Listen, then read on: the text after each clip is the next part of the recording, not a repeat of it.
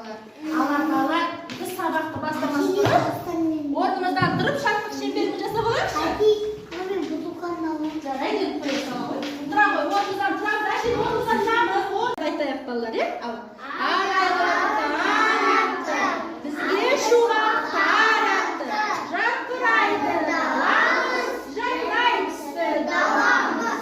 Ой, тамаша, отыра қойыңыз балалар.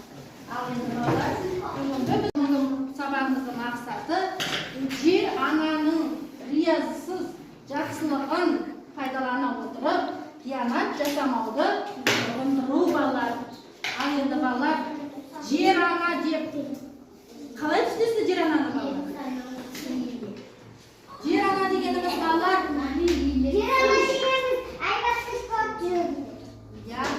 Енді балалар, бұныңда біздің табиғатымыз. Біздің табиғатымызды қорғауымыз керек жер ананы, я?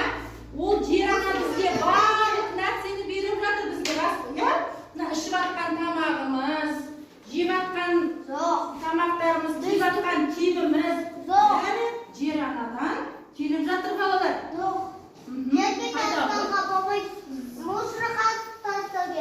Тастамау керек, я? Өз жерімізді аялауымыз керек, я балалар? Жарайсыңдар. Жерді күтіп балалар, бақтап, таза ұстау керек. Өйткені жер ана жомарт, дархан, көңілмен адамдарға бәрін бергісі келеді екен балалар. Тіпті қазба байлықтар да жерден алынады екен балалар. Түрлі жеміс-жидектер, әсем гүлдер де, тіпті дән дақылдар да ұдайы суарып, күтіп бақтағаннан кейін көбейе түседі екен балалар. Міне балалар, біз табиғатымызды қорғауымыз керек екен балалар, е? Естен шығармайық балалар. Енді балалар біз тыныштық сәті дейді. Тыныштық сәтінде балалар көзіңізді жұмып, кәне жақсылап әуелді тыңдайық. Барлықтарыңыз көздеріңізді жұмыңыз. Сіз табиғаттың ең көркем жерінде екенін елестетіңіз.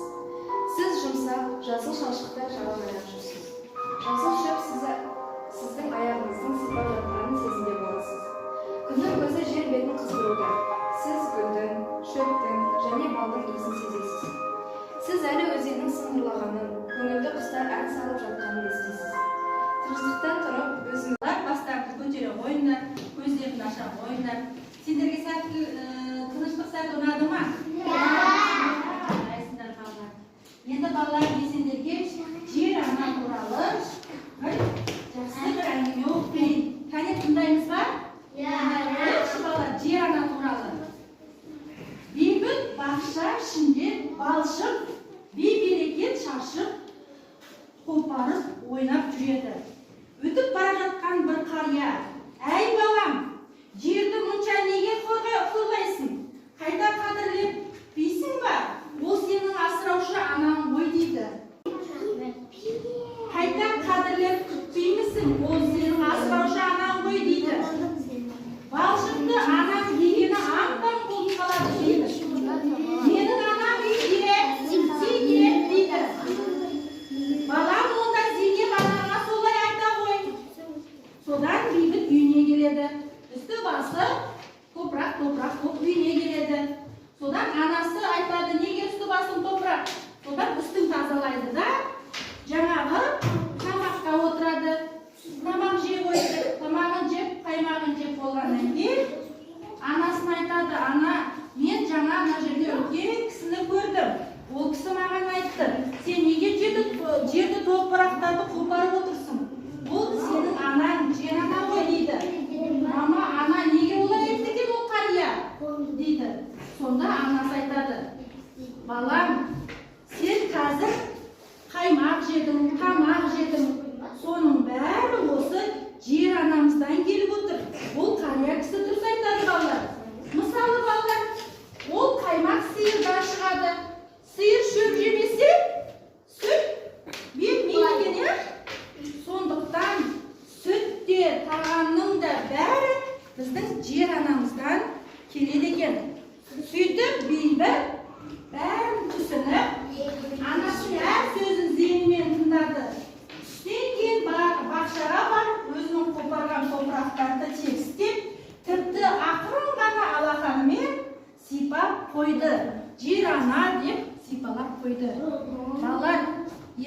жерде жер ана дегенді түсіндік балалар. Бәріміздің анамыз жер ана екен, не балалар? Ендігі біздің тапсырмамыз мына жердегі менің суретін қойып тұрмыз балалар. Бізге берген жер анамыздың гүлдерін, талдарын, гүлді әдемілеп бояйық кәне балалар. Кәне тапсырманы орындайық. Жарайсыңдар балалар.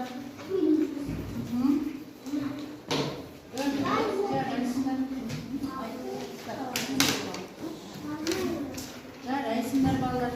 Нұрай басын көтере қойшы. Басын көтеріп қойын.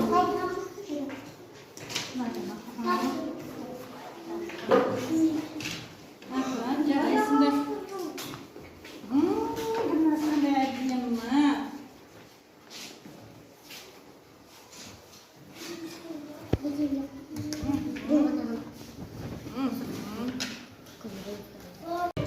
Жақсы көңілсіз сыйлайын е сендерге, Смайл. Қандай Смайл екен мынау? Қандай күліп тұр е? Тамаша деген Смайл сендерге. Жарайсың. Жарайсыңдар. Тамаша. Тамаша. Гүлназ. Ернар. Айша. Тамаша.